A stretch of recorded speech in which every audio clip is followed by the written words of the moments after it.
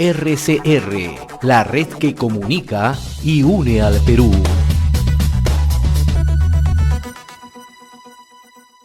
Vamos a contactarnos a esta hora a la 1:03 con el profesor Elid Ocaña, decano del Colegio de Profesores del Perú.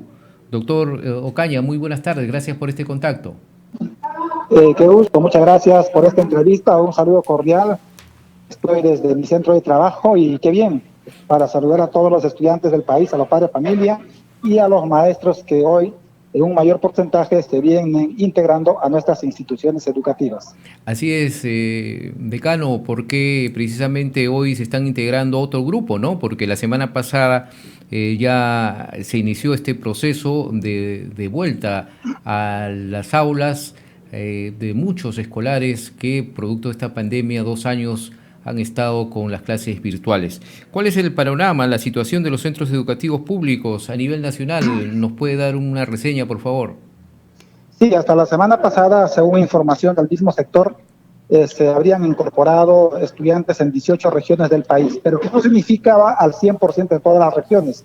Por ejemplo, en Lima provincias han estado a un promedio del 60%, en regiones como Puno han estado con, regiones como Tacna han estado como por 80%, y otras regiones han estado por los 70, 80, pero que en líneas generales ha sido importante para que los estudiantes se vayan acoplando a las nuevas condiciones de la escuela, con distanciamiento, con protocolos de bioseguridad, teniendo en cuenta los tiempos de llegada y salida de las instituciones educativas, para evitar los aforos en los momentos de recibir y entregar a los niños a los padres de familia. Eso ha sido importante, ha habido testimonios muy valorativos. En muchos lugares los docentes han venido informando casi de manera constante la forma de cómo se han ido relacionando con los nuevos estudiantes, porque además en los primeros grados de primero y segundo grado de primaria y primero y segundo año de secundaria, por ejemplo, son estudiantes que nunca llegaron al aula a partir del 2019, y entonces ha sido un espacio muy especial para ellos. Y en cuanto a los docentes, también ha habido mucha participación. Es cierto, en muchos lugares han seguido con el trabajo de organización y planificación pedagógica, porque recién empiezan el día de hoy. Pero hay otro porcentaje también que va a empezar recién el día 28 de marzo, y en las condiciones en las cuales estamos desarrollando es, por ejemplo, semipresencial en su mayoría, y en algunas zonas andinas es de manera presencial. En los colegios que tienen pocos estudiantes, por ejemplo, 20, 22 estudiantes o 18 estudiantes por aula, están al 100% de atención, sin tener en cuenta el aforo, pero en las instituciones educativas, donde hay 30, 35, 40 estudiantes por aula, sí están trabajando necesariamente con un 50% de aforo a fin de garantizar la tranquilidad emocional y de la salud de nuestros estudiantes. En otras zonas, te cuento, también está ocurriendo que están trabajando virtualmente al momento. ¿Por qué? Porque la infraestructura está todavía en mejoramiento, no están en buenas condiciones, y también por situaciones climatológicas. La selva peruana, la zona andina, por ejemplo, hay intensas lluvias, están permitiendo que los estudiantes sigan todavía trabajando a distancia.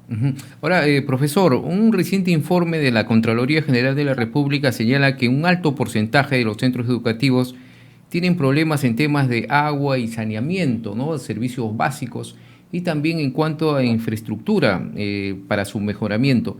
Pero sin embargo, hemos escuchado esta mañana en una actividad que ha tenido el ministro de Educación en el Cusco, el señor Rosendo Serna, indicar que este informe de la Contraloría está desactualizada porque solamente se ha basado hasta el mes de febrero, pero son informes que también han venido de la Defensoría del Pueblo, y no creo que en un mes o unas semanas estos casos de infraestructura con déficit se puedan resolver. Está desestimando prácticamente este informe de la Contraloría el ministro de Educación. Es parte de los vaivenes de la información, pero en buena cuenta el mismo Ministerio de Educación y el mismo ministro, cuando fue a la Comisión de Educación del Congreso de la República, informó que el 39.3% de instituciones educativas del país prácticamente requieren nueva construcción, es decir, no están en condiciones. Y él mismo decía que el 71% de instituciones educativas requerían algún tipo de mejoramiento. De tal manera que el promedio que puso Contraloría, que habla del 52% promedio, o creo que 54%, está dentro del estándar, en ese parámetro del 39 al 71%. y por tanto hablar de la realidad no debe escandalizarnos a nadie, al contrario, lo que debe permitirnos es hacer un análisis concreto, un análisis objetivo de cómo están las aulas para poder mejorar cada una de ellas, invertir más, coordinar mejor con los gobiernos regionales, gobiernos municipales y ver también cómo se interviene, ¿no? Porque, mira, en las regiones donde hay gobierno regional, gobiernos municipales, actuando cercano a la población, hay algunos proyectos mal o bien ejecutándose. Pero en Lima y Callao, que alberga un promedio del 30% de estudiantes del país, lamentablemente eso no ocurre, porque acá no hay gobierno regional, no hay municipalidades comprometidas con proyectos de infraestructura educativa del Estado, y eso genera grandes vacíos. De tal modo que el ministro de Educación, lejos de desestimar una información que hace Contraloría, producto de sus visitas in situ, no creo que ayuda a ver los problemas de fondo. Al contrario, se trata de ocultar los problemas de fondo que tienen nuestras instituciones educativas. Y al respecto, nosotros como colegio hemos manifestado que la crisis de la educación en términos de infraestructura tiene un carácter histórico, tiene un carácter integral, tiene un carácter estructural. Es decir, por muchos años la educación no ha sido tomada en cuenta como un sector prioritario. Por mucho tiempo se hacen ciertas inversiones que no ven la integralidad. Por ejemplo, invertir en educación no solamente es infraestructura, no solamente es docentes, no solamente es otorgarle material educativo a los niños, ¿no? Tiene que ver también con espacios libres que permitan a las escuelas, que permitan que los estudiantes tengan oportunidad de divertirse, oportunidad de desarrollarse con juegos recreativos y otras. Hay muchas instituciones que tienen tremendos espacios, pero no tienen una buena loza deportiva, no tienen piscinas, no hay espacios de recreación, no hay juegos, y entonces creo todas esas cosas tenemos que verlo con carácter integral. De tal manera que el informe de Contraloría nos dice una realidad, es una foto de ese momento, que luego se vayan superando también es parte del proceso, y eso hay que tener en cuenta, sí, porque Contraloría no es que te visita todos los días, no te hace su proceso de control y a esa fecha emiten una respuesta, y que luego más adelante se actualice, se mejore, eso también es parte del proceso de mejoramiento que puede haber en nuestro país, ¿no? Ahora, profesor, sabemos que después de estos 2 años de pérdida prácticamente de esta presencia de la escolaridad en los centros educativos producto de la pandemia, ¿cómo ha sido la recomendación? ¿Ha habido una recomendación del colegio de profesores a los maestros para el inicio de clases? Porque muchos de ellos, ustedes saben, hay el temor, ha habido pérdidas de muchos familiares, de amigos. Entonces, ingresar nuevamente a estas clases con una recomendación para los profesores para que entablen esta relación con los alumnos socioemocionales. Mire, nosotros remitimos cartas al presidente de la República, que es profesor, al presidente del Consejo de Ministros, al Congreso de la República y al mismo ministro de Educación, en el cual señalamos varios puntos, entre ellos el tema de la capacitación y actualización docentes. Y en este tema de actualización tendría que ver un poco con la orientación que debe darse a ellos para hacer un trabajo de orientación socioemocional a nuestros estudiantes, pero también en sí mismo, el mismo docente tenga la oportunidad de integrarse a nuevas condiciones, a una nueva escuela, con nuevas formas de relacionarse con sus colegas, con sus estudiantes, con sus padres de familia. Y eso tiene que darse un espacio de tranquilidad, un espacio de respeto mutuo, un espacio de valoración de la profesión docente y también de la valoración de los padres de familia que en estos 2 años han sido los aliados principales para poder atender a nuestros niños y niñas desde su casa. Bien o mal, los logros que han tenido nuestros niños es parte del apoyo de los padres, pero también es parte de las dificultades que ha generado esta pandemia cuando vemos niños que no han logrado también un buen porcentaje de sus aprendizajes. Y creo eso es lo que los docentes requerían. Dentro de esa documentación que presentamos, por ejemplo, hemos solicitado al ministro que destinen presupuesto para contratar psicólogos y también profesionales nutricionistas para orientar a nuestros colegas, a nuestros estudiantes, a los padres de familia en lo que es esto de la reincorporación y a esto del manejo socioemocional de nuestros niños en este nuevo periodo. Así como tú dices, efectivamente, ha habido muchos problemas, fallecimientos, pérdidas familiares, y eso necesita una forma de resarcir psicológicamente. Pero también el ministro de Educación nos manifestó que ellos están trabajando con programas de capacitación, que están promoviendo actividades, que están estimulando a los docentes vía el incremento salarial, que es insuficiente realmente, pero no son todas ellas, ¿no?, las que generalmente el docente requiere.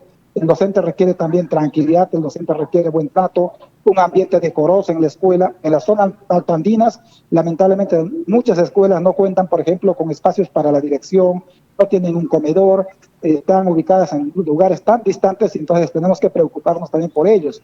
Las zonas de frontera, lamentablemente, donde el costo de vida es elevadísimo, el pasaje para llegar allá, me contaba un profesor que iba de Chiclayo hacia Iquitos, le cuesta como 700 soles llegar hasta su escuela porque está a 12 horas de Iquitos. Y entonces todas esas cosas requieren una nueva mirada, una nueva forma de refuerzo a ellos. Y creo que el Ministerio de Educación tiene que mirar las cosas con carácter integral y priorizando también la atención, por ejemplo, a docentes de zonas rurales. Ayer, ¿no?, hubo un congreso del SUTEP, terminaba un congreso del SUTEP, y algunos colegas nos manifestaban que hay comunidades alejadas, por ejemplo, que están categorizadas con zona rural 1 y zona rural 2. En la zona rural 1 ganando creo que 500 soles por trabajar en zona rural.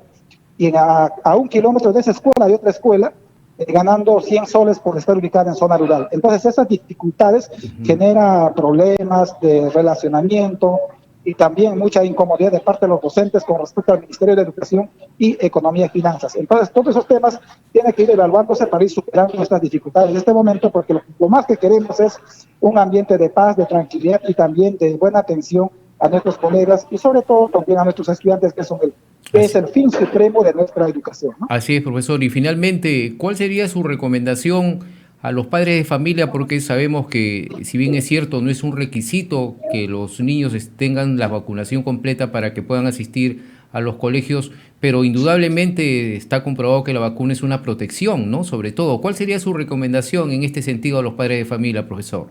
Sí, como Colegio de Profesores hemos hecho una campaña por la vacunación a todos nuestros estudiantes y también docentes. A los docentes sobre todo porque somos profesionales de la ciencia, del conocimiento, de la cultura y no podemos desmerecer el valor de la vacuna. Y a nuestros padres de familia decirles, ¿no?, que la vacuna cuida vidas, asegura la vida de nuestros familiares más vulnerables de la casa, que son los padres, que son los que tienen comorbilidad, y nuestros abuelos y abuelas con quienes nuestros niños se encantan y viven con ellos. Por tanto, una vacuna va a proteger y vayamos por esa primera dosis, vayamos por esa segunda dosis y seguramente más adelante iremos también por la tercera dosis como los docentes responsables lo hemos hecho, ¿no? Entonces, invitar eso y tener cuidado mucho sobre lo que es el control de la bioseguridad, tanto en la casa, en la calle, en la escuela, y sobre todo también pedir a las municipalidades en las zonas urbanas que garanticen un transporte público eficiente, respetuoso y con distanciamiento para garantizar la salud pública, que al fin y al cabo es lo que va a permitir que la sociedad viva en mayor tranquilidad, ¿no? Bien, profesor, muchas gracias y agradecemos su tiempo porque sabemos que tiene una agenda recargada. Nos ha dado un tiempo importante para que nos podamos comunicar y lo escuche todo el Perú. Muchas gracias, profesor, por este contacto. Le agradezco aquí a usted y aquí estoy con mis niños del Pedro Paulet Mostajo, segundo grado, y un abrazo a todos los colegas y estudiantes. Muchas gracias. RCR, la red que comunica y une al Perú.